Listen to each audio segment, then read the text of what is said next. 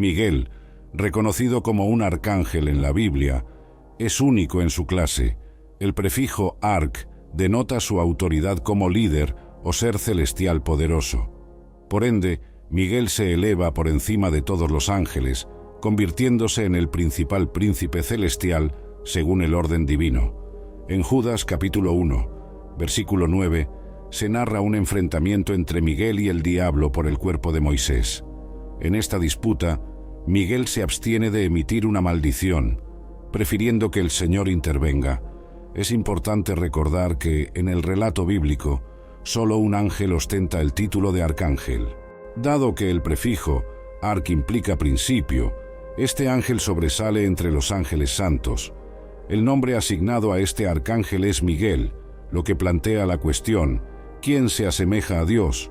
Es probable que muchos padres, tanto judíos como no judíos, que han llamado a sus hijos Miguel, desconozcan el significado del nombre por completo. Es una lástima. Sería ideal que cada vez que escuchamos el nombre Miguel, nuestros pensamientos y emociones se vuelvan hacia Dios. Como veremos, aquellos hombres que han tenido encuentros con ángeles a menudo han deseado adorar la creación en lugar del Creador. Por lo tanto, es natural que el nombre Miguel, el arcángel, nos invite a dirigir nuestra atención hacia el Dios Todopoderoso. Debe permanecer solo, ya que la Biblia nunca menciona a los arcángeles como un grupo, sino solo al arcángel en sí mismo. En el contexto del Antiguo Testamento, Miguel está estrechamente vinculado con la nación de Israel. Por consiguiente, Dios lo designa como el líder de su pueblo escogido. Él ejerce una especie de liderazgo principal en la administración divina del universo y actúa como el supervisor de los ángeles de Dios para impartir juicio. En aquel tiempo, se levantará Miguel, el gran líder que representa a los hijos de tu pueblo. Será un período de gran tribulación, como nunca antes se había visto desde el inicio de la historia.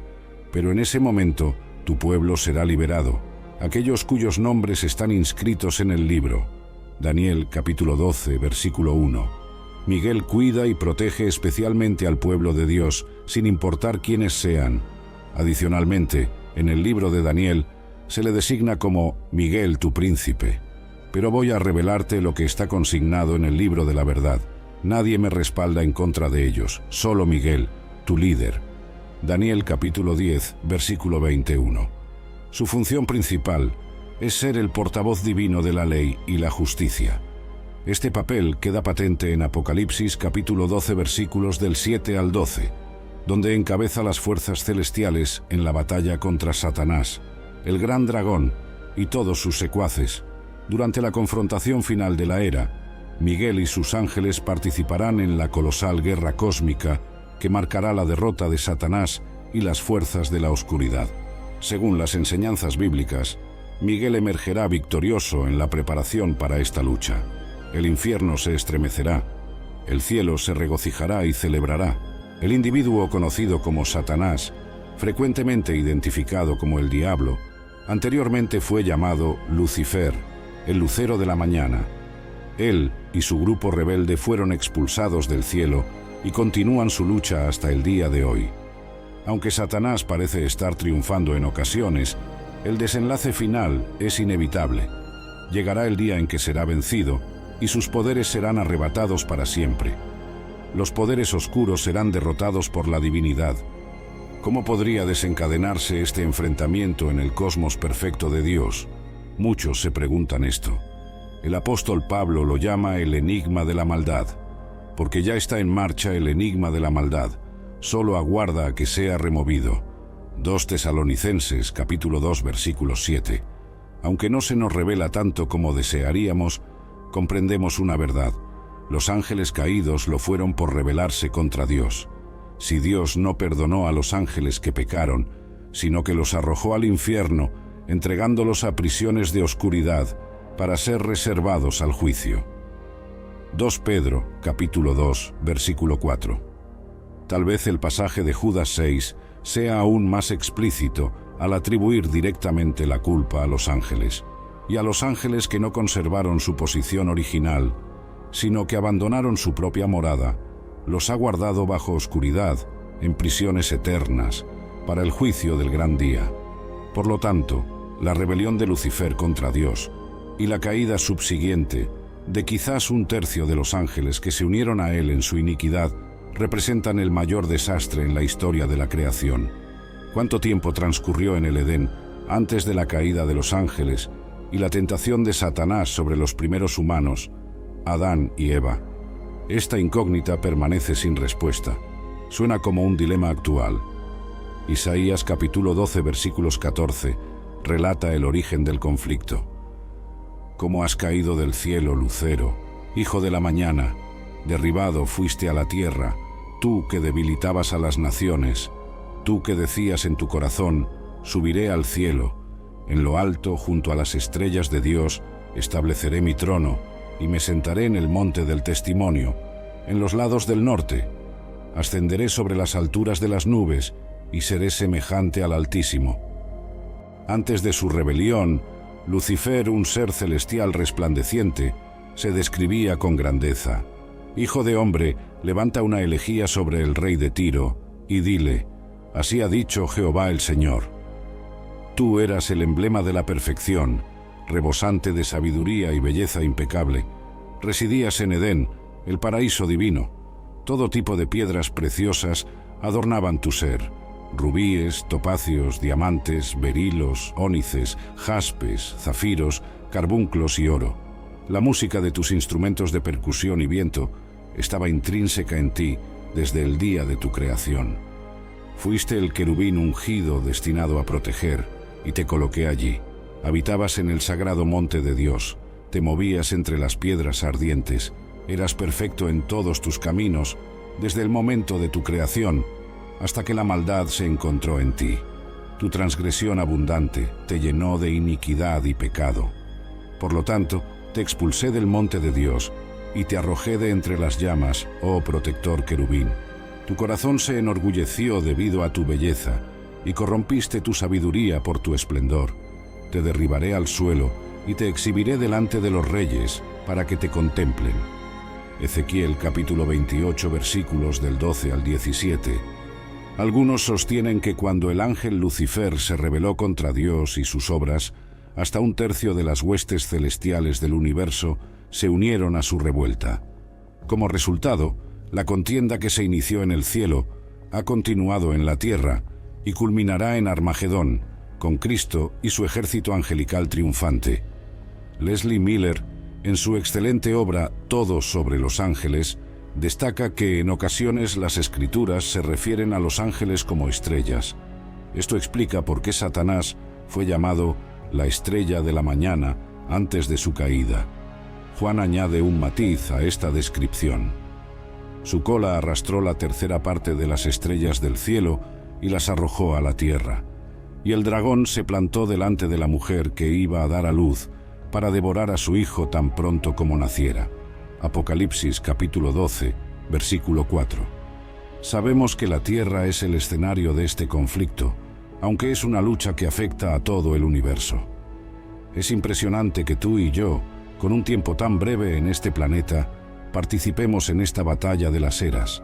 Es asombroso para nosotros que seres sobrenaturales del espacio exterior estén envueltos en un conflicto por este planeta. Todo tuvo inicio en el Edén, un lugar ubicado entre los ríos Tigris y Éufrates, en el Medio Oriente. La cabeza de Satanás está siendo golpeada y magullada mientras las fuerzas de Dios cobran impulso hacia el fin de esta era.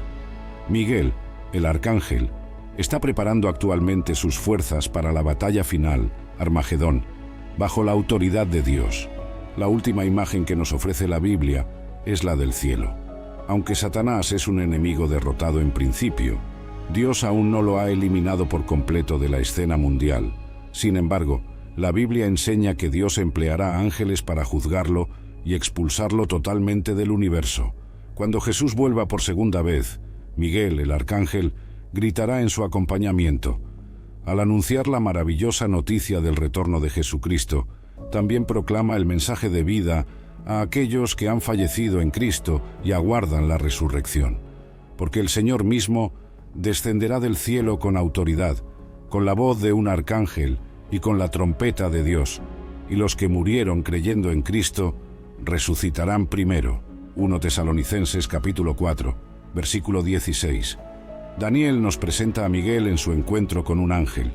Parece que Daniel había estado orando, y Dios envió una respuesta por medio de un mensajero que fue obstaculizado en su camino hasta que dio testimonio.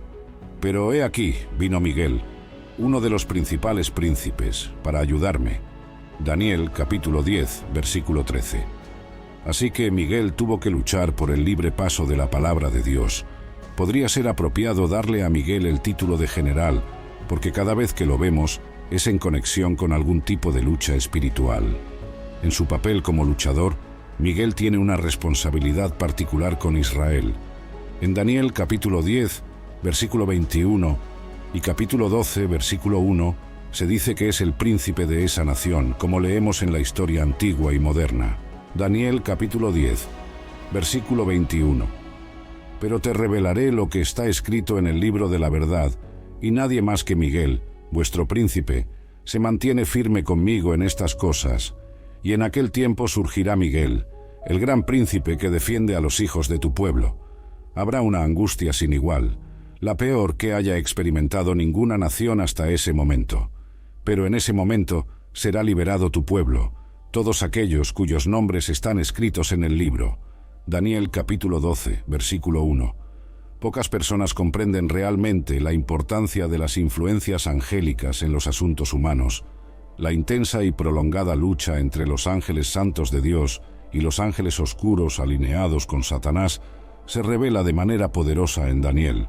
Daniel describe de manera vívida el feroz conflicto entre las fuerzas angélicas de Dios y los demonios malignos de la oscuridad en el Antiguo Testamento. Durante 3 semanas estuvo ayunando cuando el ángel se le apareció. Daniel capítulo 10, versículo 3.